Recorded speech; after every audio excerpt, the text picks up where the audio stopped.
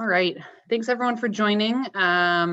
This is Intro to Step Buildings with Incremental Development Alliance. My name is Sarah Lang. I work for the Brattleboro Development Credit Corporation. I think I've known most of you, if not all of you, so thank you so much for coming. So this specific lecture is part of a much broader technical assistance that we've been doing with Incremental Development Alliance, and essentially we helped to bring incremental development to the town of Rockingham, and Gary Fox and I have been working really close together to get IncDev here and to help on sort of setting up or improving the small development ecosystem here in town. And so I'm just going to hand it over to Gary. He's going to say a few things and then we're going to get started. Yeah, so we're really psyched to be getting some knowledge and skills from IncDev, and overall goal is creating a critical mass of local community members with the knowledge and skills for small scale development as we work through our village here.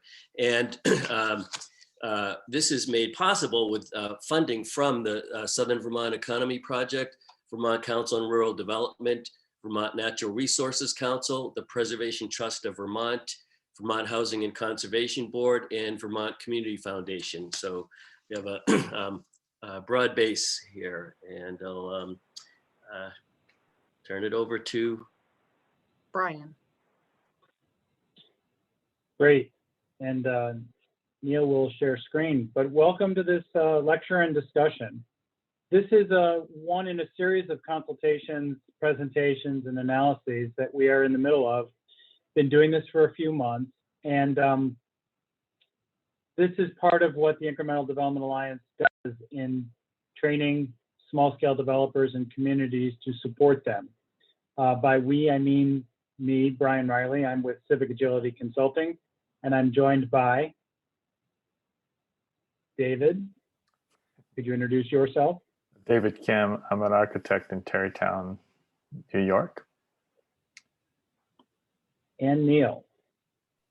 Yes, hello. Hi, I'm Neil Heller. I am principal at Neighborhood Workshop here in Portland, Oregon, and faculty with the Incremental Development Alliance. So we'll start off with a little illustration here that represents the kind of progression of small-scale development, right? This series shows a range of buildings from temporary and seasonal, a tent, to a modest one-story building, small multifamily, and then the multi-story mixed-use building all the way to the right. All of these are able to be built, maintained, and occupied by local people. But actually, we can look at real illustrations of building types that look a little more familiar, or at least they should, on the next slide. Because these are building types that have been part of your community and communities in every city, town, and village in the United States for probably the last 200 years. This is what we call a step buildings, and I'll describe that acronym later. But the point is that it is a way of looking at what exists and reconfiguring what exists to meet current needs, right? So we have about 50 buildings on the screen. And these actually represent the DNA of an American community. And Bellows Falls and Rockingham have the same DNA made up of these different parts. So you've got what you've got, and that will generate what you can have in the future. And we'll talk more about that evolution, right? And I'd like to break these 50 or so buildings down on your screen into 6 categories to give you a sense of, not explicit detail, but how do these things group? What do we do with them? How do we think about them? So the first grouping, or the first category, we call house hacks. These are entrepreneurial adaptations to existing homes that diversify housing options and generate income. So I had asked for some images, and people were very obliging. Here's an example of a house hack. This is an auxiliary dwelling unit or an attached or detached ADU. In this category, we also have coach houses, shared houses, guest houses, and flex sheds, right? So many different kinds of buildings, ways that you can modify an existing building, whether that be changing the building itself or adding to a building on the property. The next category, well, before I go to the next category, Tony shared some photos of the Wyndham, and I loved it. He said there's a remodeled and a remodeled. So on the left, we've got the remodeled, right? Changing the windows and keeping the door, but changing the windows. And then a lovely renovation where we remodel back to the original. And we include this not because the hotel is a step building, right? It was built as a hotel, a special purpose building, but because this is a common condition in Rockingham and in the village where you're trying to rehabilitate existing, often historic buildings. And while we talk about some buildings evolving into new uses and accommodating new kinds of tenants and occupants, here, if we click one more time, the lesson, if we look at just the windows from the inside, this shows that buildings were built for centuries, millennia, in a human-centered and a human-scaled way, right? And it's only in the last several decades, maybe almost 60, 70, 80 years, that we've really, with the advent of technology like the electric light, didn't need the light that the windows provide, or the automobile, right? The technology gets us away from the design principles that are literally millennia old.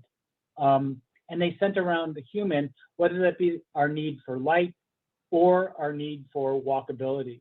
And these are important characteristics to notice in our built environment. Sometimes we board those things up and we forget how beautiful and functional they are. So a wonderful remodel there, photos that Tony shared, but it shows us some of the design principles that we can bring into contemporary buildings as we renovate and as we build new.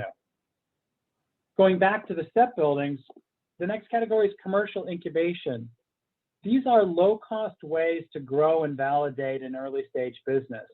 Everything from a tent, a push cart, a trailer, a truck, a temporary event, pop-up shop, kiosk, makerspace, right? And here's a photograph of, as featured in Bon Appetit, I don't know if you can see it, an empanada trailer that was so popular after being in Bon Appetit and having crowds all the time that it turned into a brick and mortar restaurant. So the point is that you can start small, the barrier to entry is low, and this can progress as the business grows through its life cycle. Another category is compact signals. These are dwellings that fit on infill lots alone or in combination with other buildings. Things like skinny houses, cottages, semi-detached, row houses, and townhomes. Another category, and one that someone shared a picture of, is you may have heard of the missing middle. You have the middle. It's not missing. It's all over Bellows Falls and Rockingham. It includes things like duplexes, whether they be stacked, up, down, side by side, front, back. This, you can tell it's a duplex, not because it has more than one front door, but because it has two mailboxes. So this is a stacked up, down, but they come in other configurations. The middle housing also includes apartment houses, home conversions, small apartments, courtyard apartments, and alley townhomes. So a number of building types. Another category is the neighborhood node. And these are small walkable neighborhood destinations like corner stores and workplaces. They're often mixed use, or sometimes they're single purpose commercial. Here, of course, you recognize mixed use, commercial on the first floor, residential on the upper two. And this is the kind of building that somebody said, we love this, we want to see more of it. It includes shop houses, live, work, Main Street shops, multi-tenant commercial, small and large Main Street mixed-use buildings. And last category I want to talk about is combinations of what we have prior, right? So creative tactics or building combinations that solve for common development scenarios. Here's what looks like to be a multi-unit residential building originally in the back, the two-story building. It was once facing a side street, and then at some point later, a commercial addition happened to face the more busy commercial street. You know, we could classify this as a bootleg shop house of some type. And Neil actually coined a phrase that was written up in Fast Company magazine called the ACU, not the ADU, the auxiliary dwelling unit, but it becomes an auxiliary commercial unit. So here the restaurant being that ACU. Written up in a national publication, being used now by planners and architects and others all around the country. And you have one of these, maybe more, but we have a picture of one right here in Bellows Falls. So those are the categories of buildings that have existed and buildings that can evolve to meet different needs. And as you saw, the photos that folks submitted were, these are buildings we like and we want to see more of.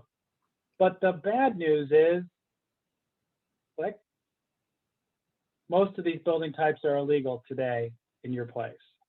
You cannot build what is existing again today for a number of reasons that our research and our consultations are finding out. And this is not something that's new. It's not something unique to Bellows Falls or Rockingham. Every community in the United States, with the advent of zoning and permitting and lots of different layers and decades of regulation and trying to accommodate different things at different times, we have created systems that don't allow us easily to replicate the stuff that we love and to build more of it. And so a lot of our work, Neil, David, and I, Sharon doing a market study, is trying to uncover some of the obvious and some of the less obvious barriers to building more of the kind of buildings that you love or renovating them.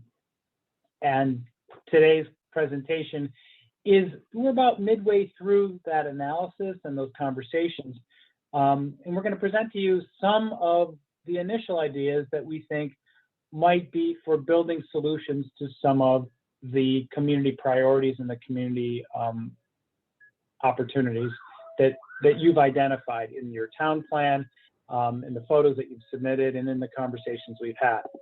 But now seems to be a good time to describe what STEP actually stands for. It stands for small scale, time enhanced, entrepreneurial, purposeful buildings.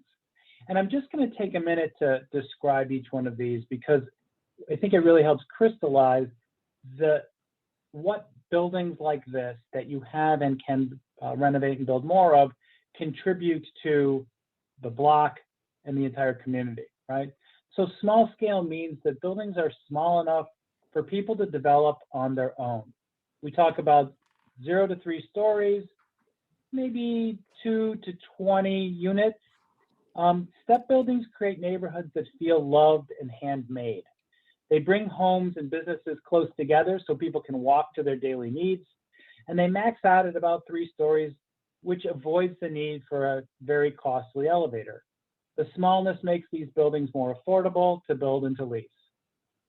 The time enhanced part of STEP talks about how buildings are able to learn over time. They depict the many life stages of a home or a business and how the structures or the floor plans evolve to meet the changing needs of people over time. Small developers can spur a flywheel of local confidence and reinvestment by cultivating their neighborhood with STEP buildings. The other aspect of STEP buildings is that they're entrepreneurial, right? They're buildings that earn an income. They don't rely on speculative gain. The cash flow is what makes STEP buildings so resilient over time. They can pay for their own maintenance and adaptation. And entrepreneurial people develop these buildings by finding creative ways to fill gaps in their market and in their neighborhood. And finally, these buildings are purposeful. They're designed to be profitable, but they don't exist solely to make an income. They're brought to life by local people who ask themselves, what does this neighborhood need? What's the next smallest step? So with purpose, these buildings can bring out the soul of a place and give more than they take. So this is the set of buildings that we've seen and that we've seen adapted over time in place after place. Let's talk a little bit about how buildings can adapt and evolve to meet current needs. One of the current needs that you have identified, and actually the state of Vermont has identified, is accommodating some changing demographic trends, right? One of the fastest growing demographics statewide is seniors, age 65 to 74. And another demographic trend is the household size is diminishing. It used to be much higher 50 years ago. Today, it's 1 or 2 people occupy about 70% of the homes in the state of Vermont. So just these 2 trends create different kinds of needs of residential building. And a recent statewide study talked about 2 possible solutions to accommodate those trends. Modify existing large homes and build more small and varied homes. So here we have a set of demographic drivers, a set of contemporary needs, and there needs to be a response in the built environment to accommodate that. And we're going to just talk about how step buildings might be, or some of the step buildings might be a solution. So we're starting to look at, in the top left, what we call house hacks. But we drew some arrows because these aren't readily evident. The buildings are usually behind, right? So the ADUs, the flex shed, the detached or attached ADU carriage houses, right? These are often in the back of an existing structure. Some of this exists. I mean, I am sure there are coach houses, carriage houses. ADUs, you know, might be something that could be added on a deep property. So these are some of the housing units that might be able to accommodate this need for changing household size. Or an existing property owner might leave the big, Victorian home in the front and build a smaller unit to live in the back, a single story or something like that. There are multiple configurations that might meet the needs of different kinds of folks involved in that demographic change. Another way to look at this kit of parts or this set of Legos, right, is that they really do all fit nicely interchangeably on a block. They're at a scale, that a human scale, that nothing is really out of place. I think we'd all be very happy to walk on that block.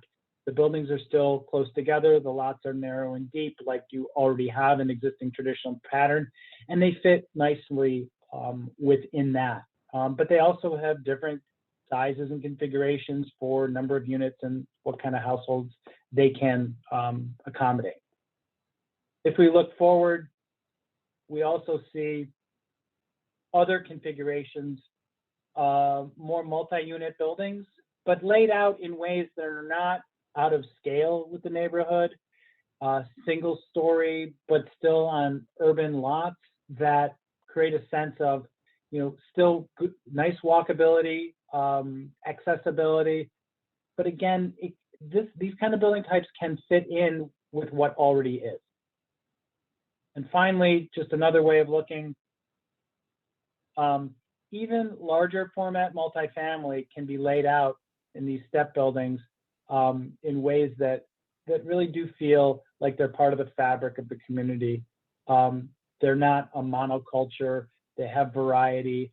So these are some of the characteristics of mixing and matching different unit types. They do fit in nicely with your existing planning, with your existing buildings.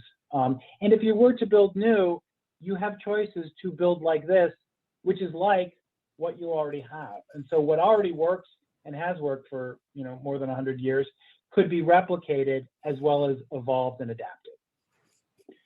So with that, what we thought we would do is get into looking at possible step building solutions that might work as you think about addressing the range of issues that are in the town plan and your current, economic and community development goals. With that, I'm going to turn it over to David Kim. Thanks, Brian.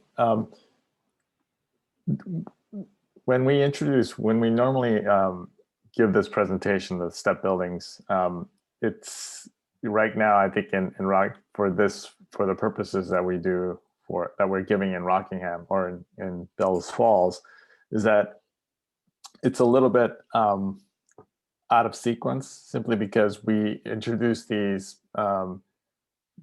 presentation in preparation to work with stakeholders who can use these as little kiddo parts to work on a possible, test out a site, test out parcels, chosen parcels that we would, how would one develop this parcel given the current regulatory framework. And so, so these are obviously the choices that we're, some of the these that we're going to introduce, that we're going to detail, are, may work in certain locations, but they are very preliminary. This is what we consider the village friendly, and obviously the very first things that first types of units that could be introduced in places like Bellows Falls, some of the easiest ones that can happen are what we call attached ADUs. I know this is a little bit, I think the Apple model is a little bit out of scale, simply I think because you have larger, probably lots of houses that have basements, or houses that can have an added, a small addition that has its own entrance. And so it's about converting. You can convert a basement or add on to a house, so that can have a separate entrance, so that it could be its own unit, small unit.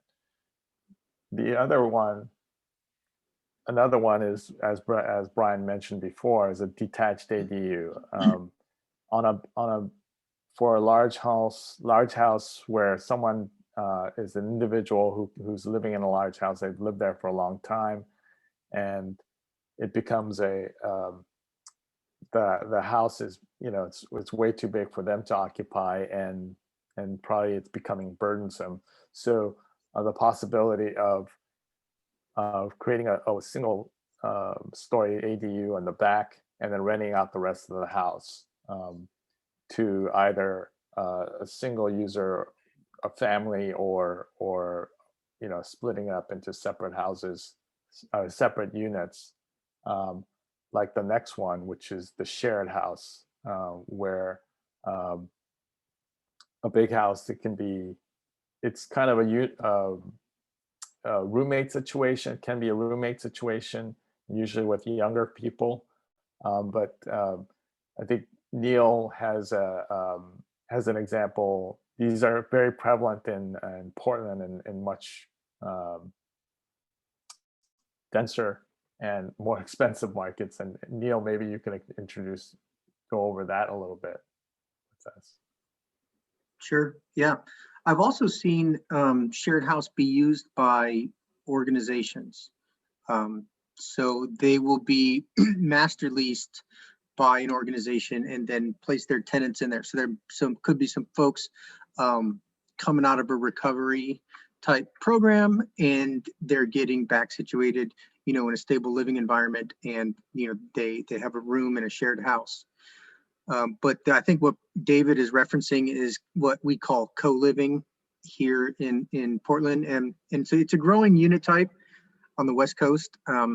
But basically, a large house is converted, and they're sort of converted into individual suites where you kind of have your own kitchenette, you have your own personal space, so you have your own bathroom, your own bedroom, and your own kitchenette where you make coffee and light meals, but then you'll have a common shared kitchen area where members of the shared house can get together and make larger meals, and you'll have a common living room area.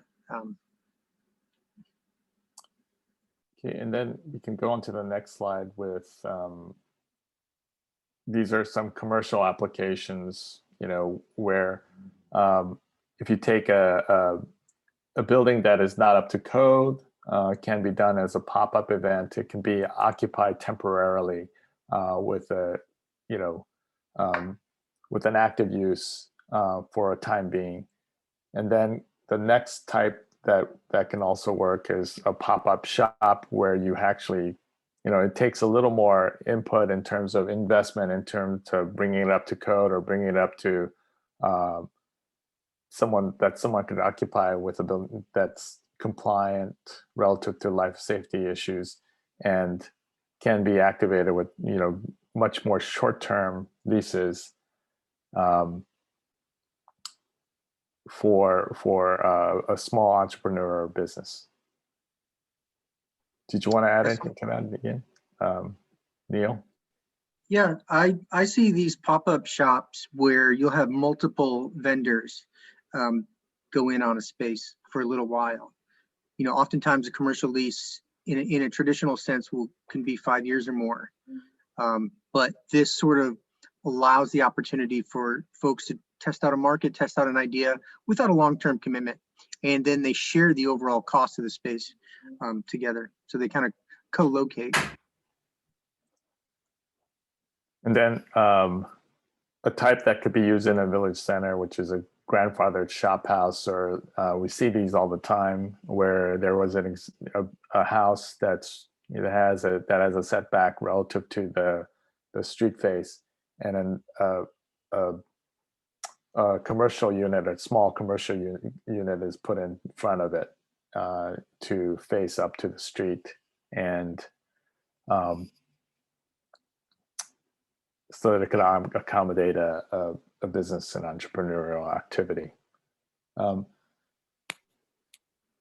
then we can go into the middle housing, which is, go into the next slide, Neil. This is what is very prevalent. I think it's more prevalent in Bellows Falls, obviously. These are all kind of the same, kind of a house, various ranges of house scales that goes from the small house to the large house.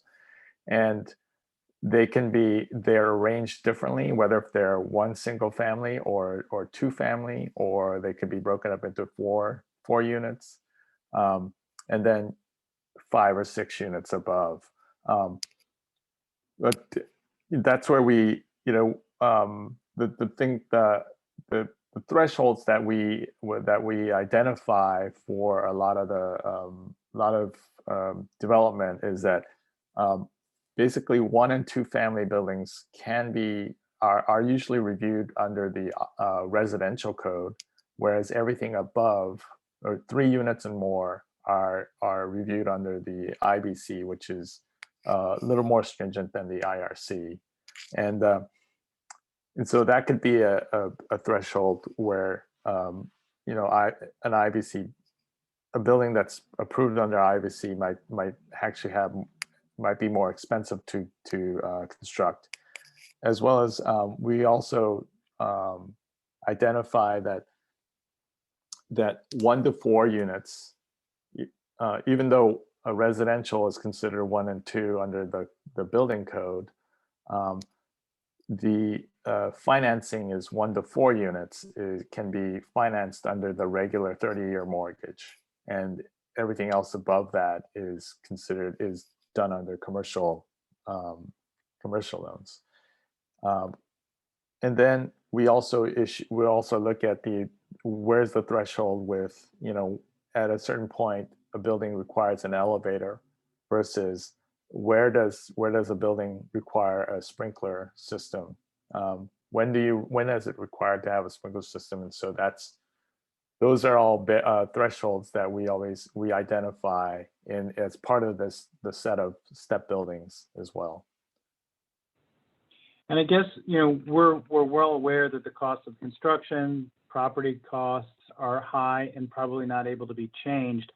So we are trying to look at things that we can avoid adding costs. So being aware of certain building types and staying under those thresholds that David mentioned when possible is one way to keep costs down. And then looking at the regulatory system to see if there are ways that certain regulations can help reduce those costs as well, might make a building type that you wouldn't automatically think is feasible be able to become feasible.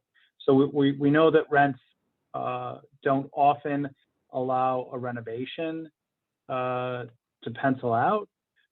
So we're looking at some of these ways to be aware of these thresholds, to stay below them, and see if we can turn, if there are ways to reduce the renovation or new construction costs while trying to meet, the contemporary needs. One good thing is that household size is getting smaller, not bigger. So you need smaller buildings. Smaller buildings are cheaper. So that is moving in the right direction. What other levers might be able to be pulled to continue to reduce that cost enough so that the rents do equal or exceed the cost to build or to renovate? And then this final example is what it's termed cottage square, but it's really a cottage court, where if you have a larger lot, you can aggregate single small cottages on a single lot. And in this instance, we show 4, which is a fourplex, which is the same as a fourplex. It's 4 units on a single lot. Yet these are separated, so they would be this example, for instance, is reviewed under the residential code, as opposed to if it was 4 units in one single building, it would be reviewed under the International Building Code. So, and it can also be financed by a traditional mortgage, right? So single family home mortgage that we're all more familiar with could finance this development type. And at this point, I'll turn it over to Neil. Yeah, I think that's super important to talk about, David. Thanks for mentioning those thresholds, because that 1 to 4 units is considered by the FHA, the Federal Housing Administration, to be a house. And they underwrite loans that your local banks can offer to you for a 30-year mortgage. So, and so we'd like to look at those as a starting point for small scale developers, because they don't need to go out and get massive amounts of investment to build something. They can finance that with their own, they can qualify for it with their own income. And the feds allow, is it 65? No, 70% of the other units, the rentable units, to help you qualify for that loan. And so you could get an FHA loan, or you could get a conventional loan. An FHA loan can be as low as 3.5% down. So it's really, really kind of a low barrier to entry to get started. And so that's why we focus a lot on that real small scale, that threshold, that 1 to 4 units. And then if somebody wants to get a little bit more complex, you get to 5 units and above, and you get into the commercial finance. But so, because, we want this to be real estate for regular people. And so I want to talk to you a little bit about some examples that I'm aware of and show you where these have worked and that these are actually real, and we're not just talking in theory, for an idealized scenario, because this on the left is my house that I'm in right now. I bought this house with the intention, with an owner-occupied loan, with the intention of adding 2 units. One is a basement unit, like you see here on the right, and then a detached ADU out back. The difference, so I'm allowed to add the basement unit. The only good thing is I can't add the 220 stove, because that would make it a unit. So technically it's an ensuite apartment. So I'm offering the tenant, some deluxe hot plates and a super deluxe toaster oven / air fryer in order to overcome that. So all it is about having that stove or not, but I have what could be called a heck of a wet bar, and it sure looks like a kitchen to me. But and then we move into the backyard detached ADU, which would be financed differently. But I bought this house. I came up with the down payment on this house because oh no, it's not in here. Because I owner occupied financed a duplex. It was a really bad shaped duplex with a 3.5% down on my duplex. But when I fixed it up and the equity that I earned in my duplex, I used the equity from that to put the down payment on this house as an owner occupied loan, and then use an owner occupied construction renovation loan to fund the basement construction costs. So these things exist, and they're low barrier to entry. And so we can just walk through some of these. I'm sure many of you have events. I'm sure they happen all the time in Bellows Falls. People can set up a tent, get started, and get introduce their product to the market. And then moving up, being a little more permanent, you get into these things that these food trucks, these vendor pods that could be put on an empty lot. Oftentimes they maybe make just enough for the property owner while the lot is vacant just to pay the taxes, so they don't have to be real expensive, but they give an opportunity for business owners to start a product. The image on the bottom right, the carts that you see here, these carts were provided by the developer. This is called the Mercado. It's a Hispanic-based location. This is an old car sales building. So you've got these carts that were provided by the developer. So literally all somebody had to do was show up with like their cooking utensils and then get started. So super low barrier to start your business. Inside here, there are a couple offices. There's a little pub and a little tienda and a butcher. So kind of neat adaptation of space. This parking lot is slated to be redeveloped in the future as things change over time. And then here is, on the left, you have a single space commercial building that goes all the way through the block. So this is a large building. It's a lot of square footage, and it was sitting empty for a little while because there wasn't a tenant that needed that much square footage, or maybe they just couldn't afford it. So somebody had the wise idea to take that same building, open it up through this in the center, and you can see it walks through here to the center to the other side of the block. So it's kind of a pedestrian cut through, but there are, and if you look on the right, there are 1, 2, 3, 6, 7 businesses in there, and they're cool, hip businesses. They've got a skylight in there. So it makes it much more interesting, much more fun. And then by reducing the amount of space that needs to be leased by a single business owner, it's much more achievable. And then this is probably my all-time favorite. This is called the waffle window, right? So you have a normal sit-down restaurant, but they offered up a little bit of their kitchen space and popped out a window for a small restaurant that just serves waffles only, but the waffles are deluxe, they're legendary, and people line up, and then there's a little sitting area back here in the back. So oh,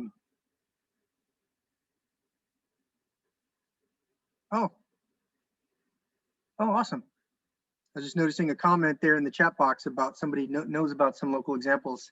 So this is really neat, right? So if you've got a little bit of, so sometimes people think that you need an empty lot, that you need, to be a big developer, you need a big empty lot and you're going to start a new development. Well, what if you just talk to a business owner, a restaurant, and said, hey, I got an idea.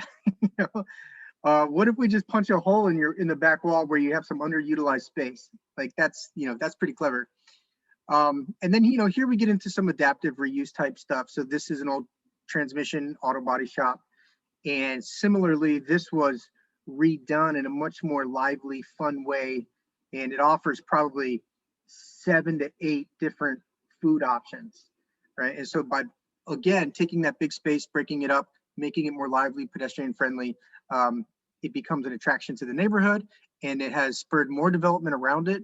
And it gives an opportunity for people to test out their idea, get started, and not have to take a huge risk. So this is the same idea, but the lesson here is that this lot on the left is an awkward shaped lot that sat empty for a long time. And when you find those sort of opportunistic, awkward shaped lots and that aren't perfect for your typical development, you could usually get a deal on those lots. So this was purpose built, but it was still the same concept in that you're co-locating, you're incubating these businesses in this space. And so by doing that, each restaurant doesn't have to have, I think they're like 300 square feet. So you just walk in the door, you get your thing, and then you go out in this shared eating area. And each restaurant does not have to pay for the common seating area space, their own bathroom, and their own patio, right? That's all shared amongst all the tenants. And then we mentioned the bootleg shop house or the accessory commercial unit that I'm calling them. And this would be really good on a corridor that has existing residential that maybe has high traffic, high visibility, and to allow maybe that front setback to be built on to provide some real small local opportunity for business space. And the reason on the left I have that bicycle circled is because that's a taco shop built in front of that house. I mean, who doesn't want a taco shop in front of their house? That would be my dream. But that bike that you see on that building that's how she got started. She got started with a bike that she would ride around, and she had a cooler. And then she would ride up to events and around to parks and sell her tacos. Now she went brick and mortar. She did well. And now she's got a couple places in town. So really cool story about how she was able to make that work with the cost of a bike and some tortillas. So this is a mixed use project. So this is big, but I bring this up because the thing about opening the door in the regulatory environment, training up small developers, this is a transitional housing place. So this is for people coming out of homelessness that are placed into this building.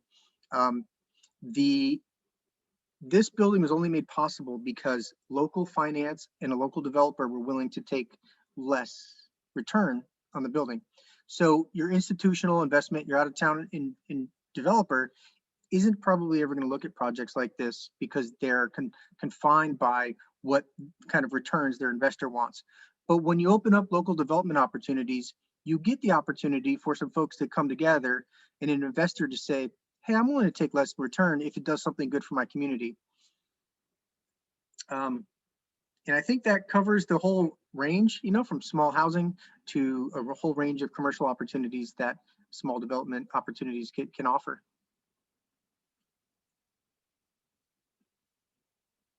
Tito's Tacos in Battleboro. Yeah, he started with a cooler, then moved to a cart, then moved to a trailer, and now has 2 brick and mortar locations. I love it. I love all those stories. Yeah, it's really cool. And sometimes examples from places that seem more dense may not ring true, but I mean, the point is that the market study that's also being done as part of this will identify where there is a demand. So you'll be able to see, the small developers and others will be able to see demand for residential, demand for commercial. And then you can think about, given that demand that we didn't know, what building types are feasible. So I wanted to just point that out also. At the same time, you've got experience in your own town of folks who have done some of these things too. So everybody's inventing, and one of the things that we're trying to do is identify the barriers to make it easier for that invention and that innovation to take shape in the built environment. So we're happy to turn this now into a little bit more of a discussion. If there were questions that were raised for you as a result of what we said, or something that you really thought was exciting or depressing, we're here to talk a little bit about whatever you would like. Awesome. Anyone have any questions, comments? I've got one. Yeah, Glenn. There's, there's some great examples here. And one of the things that we keep coming back to is what are allowable uses given the existing regulatory climate. Is something that you guys have you ever recommended to a community form-based zoning as a means of looking, rather than looking at uses, looking at the size and scale and the rest of the character of a community in recommending zoning changes? So a caveat on the form-based code approach, while I think form-based codes are great, the caveat there, I think the planner from Tulsa attempted to do a whole code rewrite of form-based codes. And I think the lead planner there almost got ran out of town. He was accused of some kind of communist socialist type approach. So it wasn't received well. So what has happened now is it's offered as a bonus. If somebody wants to take on a form-based track, there's incentives that go along with that. But there's certainly the current property owner is certainly welcome to stay under the current regime. Yeah. And we Go ahead. go ahead. I think, as you know, we approach development and through it in small increments, and we also look at, I think, as Neil pointed out, that when you try to do a heavy lift like a zoning rewrite in any community, there's a long lead time. There's a lot of convincing you have to do, and a lot of dispelling of lots of myths or rumors that often gets propagated through a community. You know, as in my community, we're doing an overlay, and that's already taken 1.5 years, and now people are equating that to form-based code, even though it's performance-based code, which, you know, in my opinion, it's a little bit ambiguous. But so what we advocate for is that when we look at rules, is that we advocate, well, what do the small things that could help change what you have existing, your existing code, that to allow just that one step. So as you, what I noticed in your code was that, obviously all R7s all have 1 and 2 families as by right, but then everything is considered multifamily, anything above that. Whereas in your parking requirements, you allow 1 space per unit up to between 1 and 4 units, 1 and 4 unit buildings. So why not just allow 1 to up to 4 unit buildings, so that it's sort of congruous, congruous. So, but I don't know how controversial that would be in your community, but those are the small things that we advocate for, because that way you can allow things to happen without getting the whole caboodle, going for everything. So Thanks. Who else? Any questions, comments?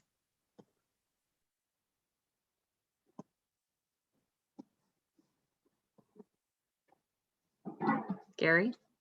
Yeah, so I love all of the variety of opportunities here, and it may be early in the process for this, but maybe not. From what you were just saying, are we in the Bellows Falls village? Are we very far from being able to have all of those opportunities as allowable?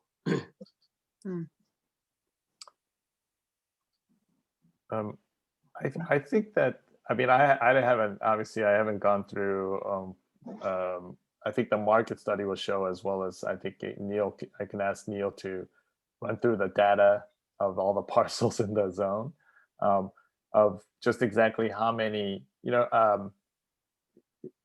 most of the, I was surprised to hear that most of everything that's in R7 is multifamily, not just 1 and 2 families, but actually more. But I have a feeling that most of those parcels, most of those properties are, most of them range between 1 and 4, and then there might be some 5s and 6s or so. So yeah, I forgot my train of thought. Well, I think there's, what's allowed currently. Yeah. There's also, we've gone through a whole range of options that might be applicable, and we spent some time today trying to narrow that down so it would be appropriate, that the examples that we share would be appropriate for Bellows Falls. But then there's going to be another layer that's going to come later where I'll do some prototype testing. So I'll build these kinds of examples in a performa and test them on a site. So there's going to be a financial reality check to what it's going to take versus building costs and achievable rents to then what is feasible today. And then that might guide some of the zoning decisions, to make that, to make what's desired and feasible today, make that immediately available and possible. Nice. Yeah, thank you. Yeah. I would say there's multiple screens that we've described that we go through to see not only what is allowed, you have wide latitude to allow anything. Then Neil has said, well, what is cost feasible? There's also what the market study will show there's in demand, right? These are a series of more and more narrow funnels to getting to a smaller set of options that'll work for all of those conditions. And then David described the thresholds for financing. Can it get financed? Can it go to which permitting route does it take, and how much does that cost? So there are lots of things that affect it. And then I would also say is that, we may find that there are different kinds of folks. The person who owns a big old Victorian on a fixed income, that's a household of one, has a different set of options than the vacant commercial building downtown that, has to meet certain code requirements, and those are costly. And, so different parts of your place have, and different kinds of folks with different kinds of buildings have different kinds of challenges. So we'll try to pick the reason to kind of go into some of these examples of types of buildings that we think at this point might work is to continue to narrow it down and test those out.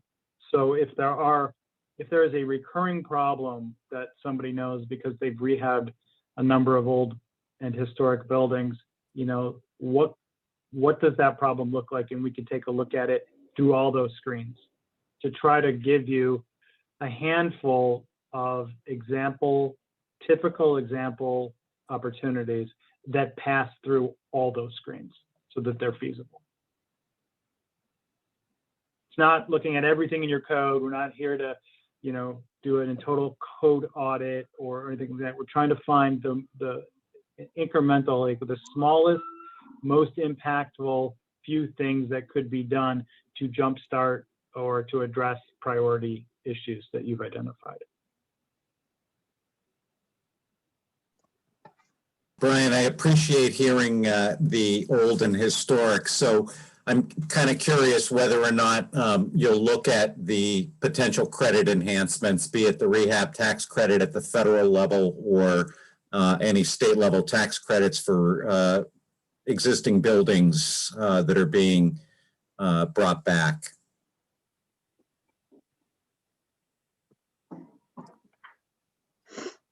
I think we can. I think in my modeling, I will identify gaps. And then so, if there's a shortfall, and then there might be options to fill that shortfall. I would have to dig into like how those credits, what's available, and then how, if that would cover the gap or not. Emmett? Yeah, I had a couple things. I was getting in a little late on the overall work you all been doing. I was wondering, one, if there's been discussion about the unusually small lots, however, that are allowed to be developed with the tiny houses, and how the unique thing in Bellows Falls is that they have wastewater and water and potentially basements. Has that been discussed probably? It has not yet. I'd like to hear more about it. That exists. So the mill development and the employee development and all the people, in addition to the carriage houses with these big owners' houses and such in the turn of the century, there were also small areas where workers would live, and then they became interesting things sort of between property lines. And there's a number of small spaces that are unclaimed and unknown in Bellows Falls because of the stacking over time and fitting in. But in a way to creatively try to develop these spaces, they've allowed to reduce or make some exceptions with setbacks, and also tiny houses allow the setback to actually exist. So then you allow the tiny house to exist, which means you change the codes and work with the state for some of those things. We can't have a certain size stairwell or whatnot, but you're meeting the setbacks. You're using an in-between space. You have water, you have sewer, and you can dig a basement. You can have a small garage. Now your tiny house is a lot more usable and sellable for 1 or 2 people, typically 1 person, I think. And then the other thing was the shop house that the photograph uses 6 Earl Street, and that red restaurant with the house behind it.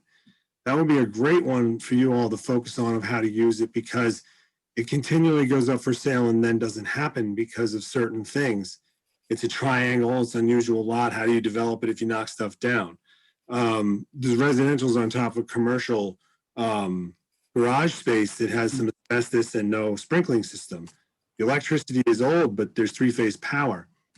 But the thing about it is, for you, what you all are doing is that property actually, every bit of possible use is allowed on that property in Bellows Falls and Rockingham. Residential, bar, restaurant, everything other than just about storage.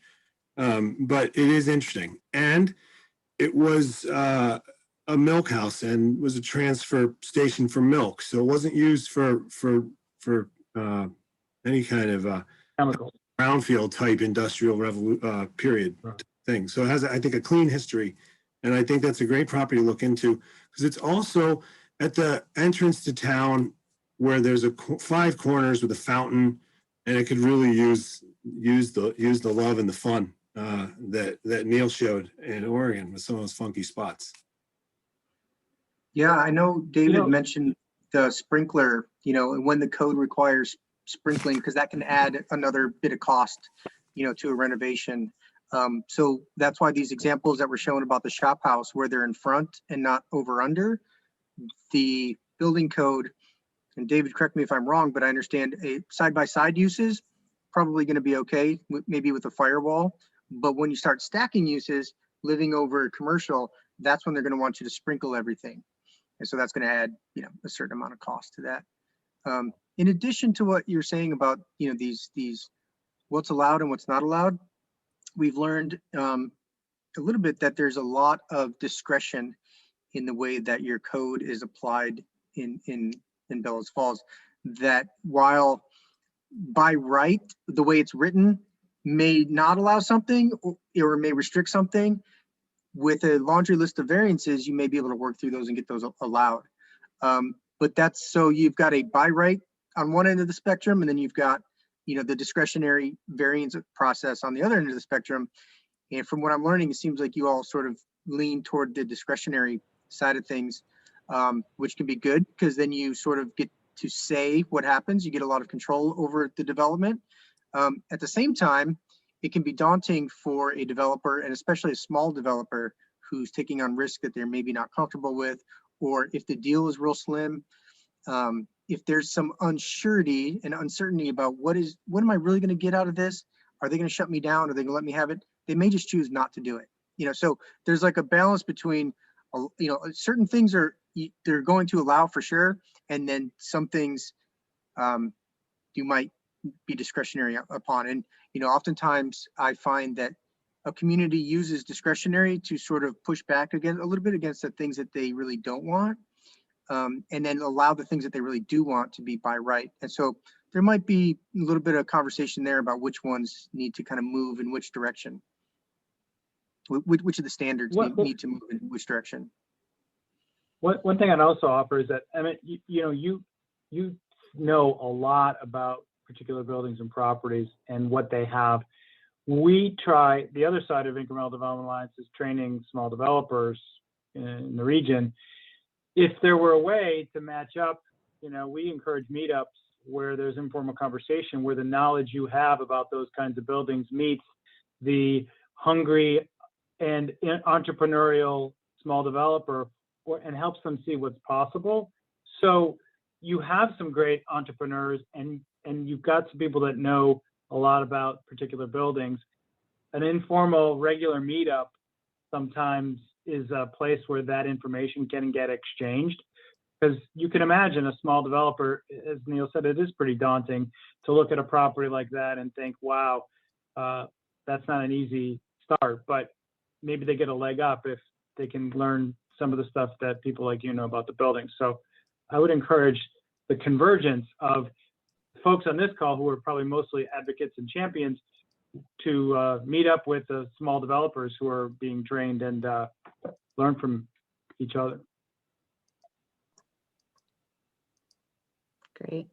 I just want to be mindful of the time. It is 7:02, so if anyone needs to leave, don't feel like you have to stay. But if there are any other questions or comments, we'd be happy to hear them.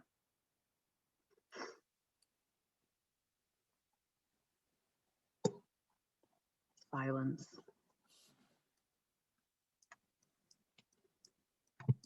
Well, this is being recorded, so you can review it at a later date if you want to sort of circle back to some of the concepts that they were talking about. And I don't know if anyone at IncDev has any sort of final thoughts for the group before we sign off. One thing is that what we try to do is every step let you know what's coming. So if you or someone you know might want to be involved, that we get as much local knowledge and iterating in the final results that we leave behind.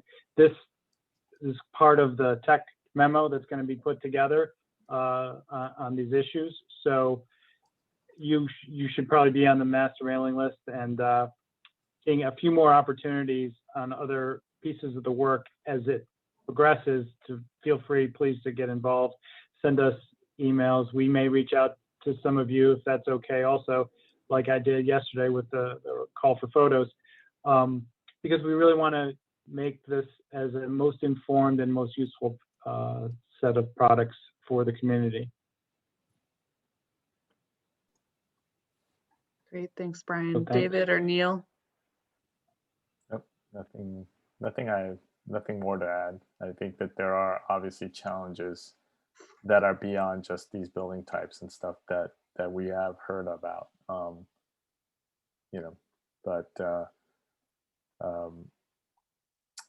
We hope to, as Brian said, the tools that we leave behind will be useful ones for you. Great.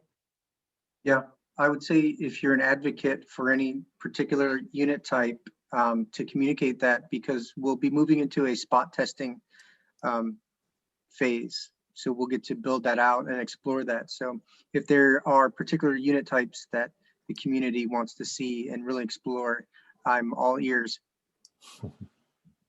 Great. And we can send an email around, so you have David and Neil and Brian's email, or you can just email me if you have that. Pat, you just commented, we have numerous large commercial buildings that need to be redeveloped. Yeah, we will try to address the types of things that we have talked about, code, things that you can change locally with respect to those kind of buildings. It also may be that you have a project by project challenge. So like Emmett's talking about particular projects and knowledge of those. It may be that, there's just, you got to get a bunch of folks who know those buildings, who've looked at them, tried to do something with them, to add to the cumulative knowledge, bring some other folks in, and it becomes a particular building problem that you try to work out. Some of these things are dealt with at the state level, right? There's only so many tax credits. There's certain state policies that it would be hard to change immediately. So we're trying to look at stuff you can do right away that is mostly under your control.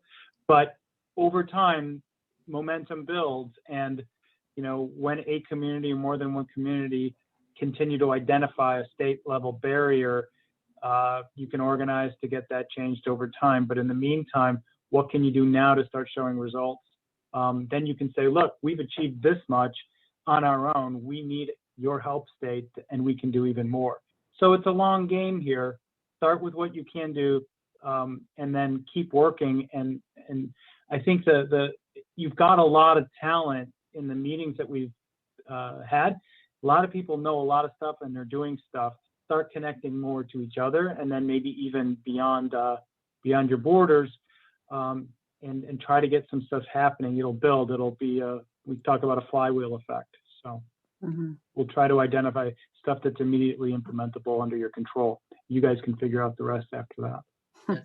And to Brian's point on the large buildings and the statewide issues, we do have a area-wide plan with the Wyndham Regional Commission that will be commencing next month that does exactly that. It addresses the large commercial buildings. It looks at what the opportunities and challenges are, regulatory, statewide, et cetera. But with this, love the low-hanging fruit, the large impact that you're focusing on. And thank you, Sarah, pulling everything together, and IncDev team. This is it's great, really understandable. And I think actually, what Brian was talking about, sort of how do you start having those discussions with the relevant people that have the knowledge and the drive and the money. I think part of the reason why we started this, why we invited IncDev, was because of the after the community visit, there was the redevelop downtown buildings, like that task of the 3 tasks that were identified. That was one of the major tasks with, what was it, Gary, 35, 40 people who sort of signed up to be, because they were interested in that, or maybe had some level of knowledge or understanding. So that could be a really great place to start those conversations. We kind of already have a foundation for that. Yeah. 38. Yep. 38. Nice. All right, well, it's dinner time in my house. I don't know about you guys, but thank you all so much for coming. This is being recorded, like I said, so it'll be posted, and I can share that link with everyone, and look forward to, what IncDev sort of comes up with and shares with us at the next. Great. Wonderful. Thanks, everyone. Thanks, everyone. Have a great evening. Take care.